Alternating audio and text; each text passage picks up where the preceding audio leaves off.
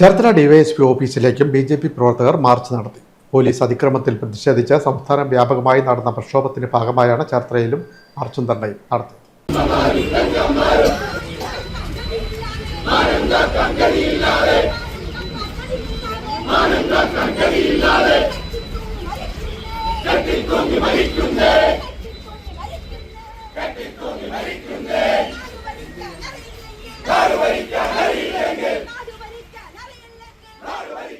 Cherthala DYSP ഓഫീസിലേക്ക് BJP പ്രവർത്തകർ March സംഘടിപ്പിച്ചു.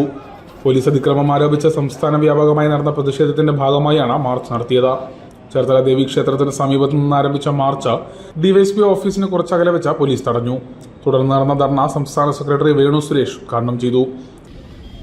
പിണറായി പോലീസ് ഇവിടെ അധികാരത്തിലിരിക്കുന്ന ആഭ്യന്തരമന്ത്രി ഈ കേരളത്തിലെ ജനതയോട് കാണിക്കുന്നത് എന്താണ് എന്നുള്ളത് വളരെ വ്യക്തമായിട്ട് ഇവിടുത്തെ സാധാരണക്കാർ പോലും തിരിച്ചറിഞ്ഞു കഴിഞ്ഞു. ഈ രണ്ട് ടേം ആഭ്യന്തര വകുപ്പ് കൈകാര്യം ചെയ്യുന്ന പിണറായിയുടെ അധീനതയിൽ നടന്നിരിക്കുന്നത് 17 കസ്റ്റഡി മരണമാണ്. 17 പേരാണ് കസ്റ്റഡി മരണത്തിൽ പെട്ടിരിക്കുന്നത്.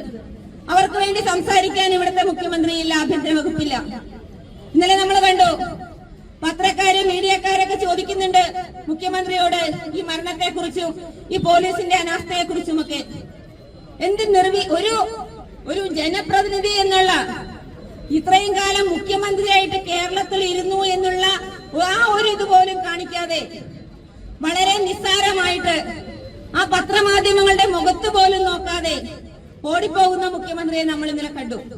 ജില്ലാ ജനറൽ സെക്രട്ടറി വിമൽ രവീന്ദ്രൻ അധ്യക്ഷനായി. ചേർത്തല മണ്ഡലം പ്രസിഡന്റ് കണ്ണൻ ഹരിദാസ് സ്വാഗതം പറഞ്ഞു. Saji P Das, Sumi Shibu, M V Ramachandran, Shahun Chand, Mithunlal, Shijesh Joseph, Asha Mukesh, Arun K Panicker എന്നിവർ സംസാരിച്ചു.